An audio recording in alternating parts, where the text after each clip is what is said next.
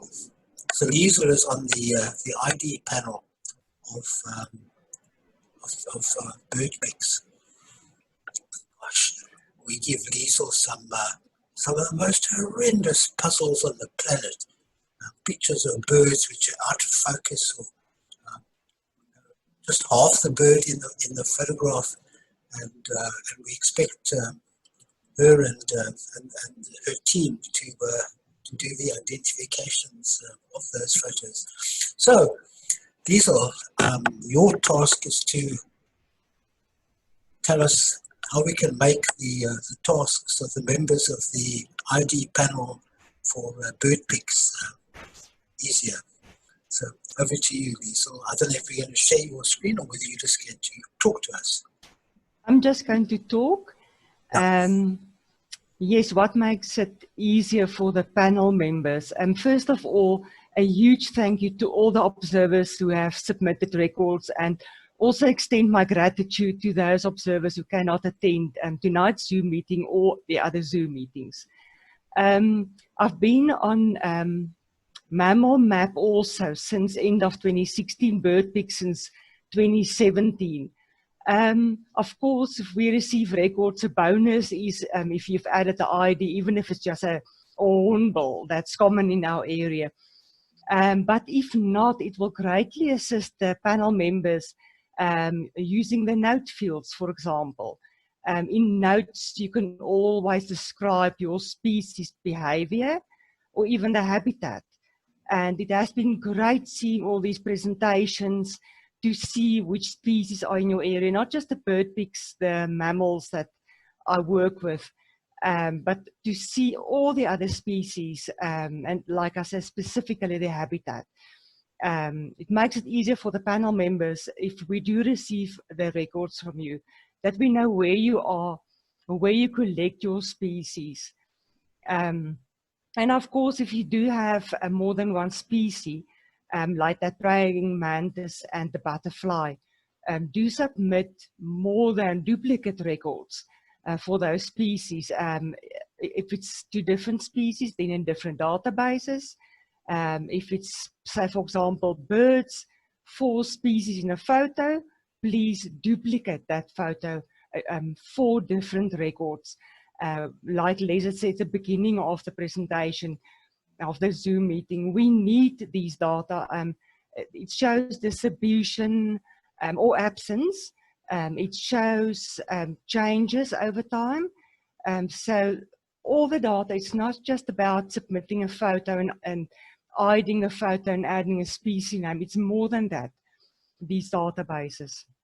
And then if I can just zoom in on bird pics in specific, I received from the list this morning that we have 1,600 bird species already in bird pics. This is amazing. This is absolutely amazing. On the African continent, and if we add the Indian Ocean islands with Madagascar included, we have about 3,000 species. So we are more than halfway with our bird species that we've added in the database. And I have not checked Mammal Map yet, but it could be the same. It's absolutely amazing.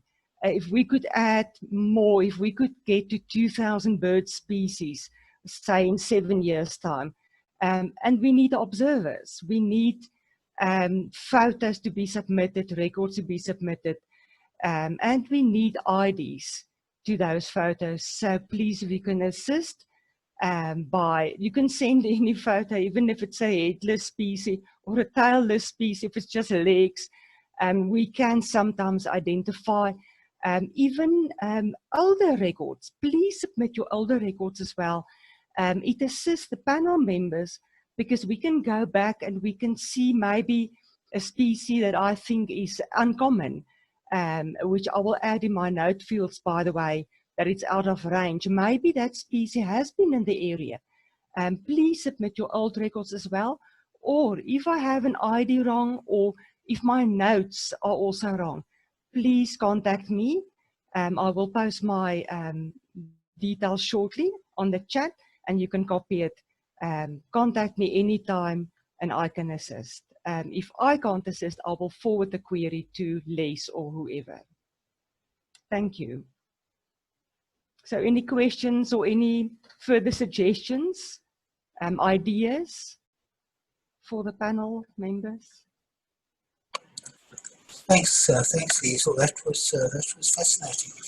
It's great to get such a diversity of presentations. Yeah, and yeah, I know Chorus and Itaza and I on our travels in the past few weeks. We've talked about doing a blog on the most difficult things that Lisl and her panel have identified, species, pictures that we didn't think she had a snowball's chance of getting an ID on. And she patiently works away at it. So thank you very much, Lisl, for all you do, and all the other expert panel members. The thing that I think distinguishes the virtual museum is the fact that the identifications are all done by experts. Many of the dragonflies can't be identified to species. I know that emails go between the panel members saying, have a look at this.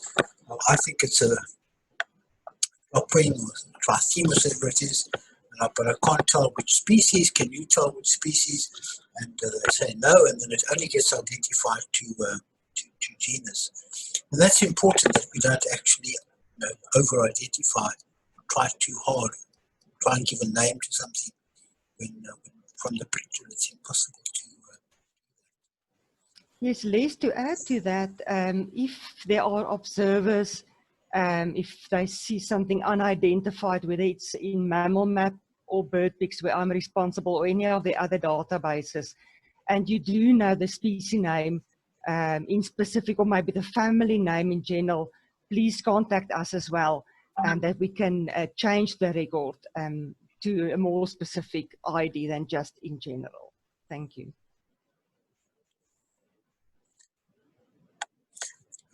So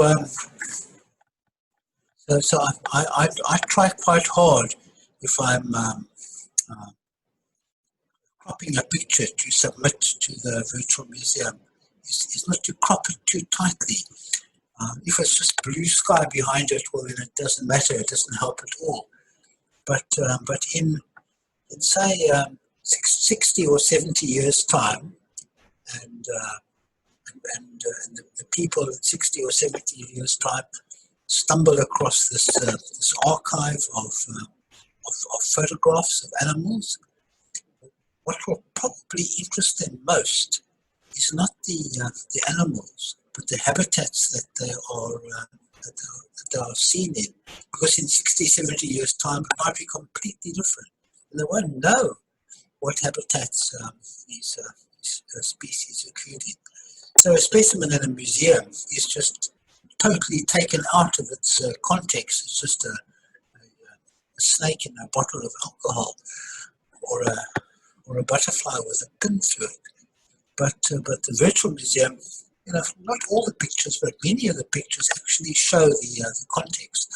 So I try to get quite wide shots sometimes of the species or we try and remember to take quite wide shots of the pictures, species I get, so that you can actually see what habitat they were in. Any other comments? Any other comments or questions to any of the earlier speakers?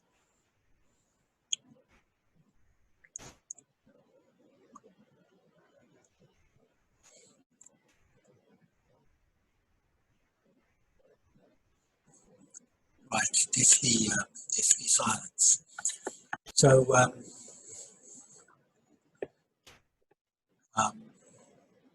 so I've just seen Johan's comment. You should add your remarks about cropping guidelines to the VM. Yes, I think I should do that. I should maybe write a blog on that. That's a neat idea, Johan. Nice.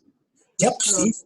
From a lepidopterist point of view, we sometimes have the opposite problem of we see a bush In the middle is a butterfly about that big. Yeah. And you've got to try and figure out what it is from that. I keep saying to people, please, you know, if you want, you can put 3 photographs in. Yeah. So, you know, have one, by all means, have one that shows a lot of habitat, but also it's a good idea to have one as tightly cropped as you can, because we need detail to make identifications. Yeah, yeah. Yeah, it's a balance. Yeah, I think it's important to remind people that they can actually add up to 3 photos per record. So you can have a photo of the species like up close, which will obviously help with ID purposes, but then also have a photo which shows a bit of the habitat. Because I think oftentimes people don't realize that they can add 3 photos into one record. So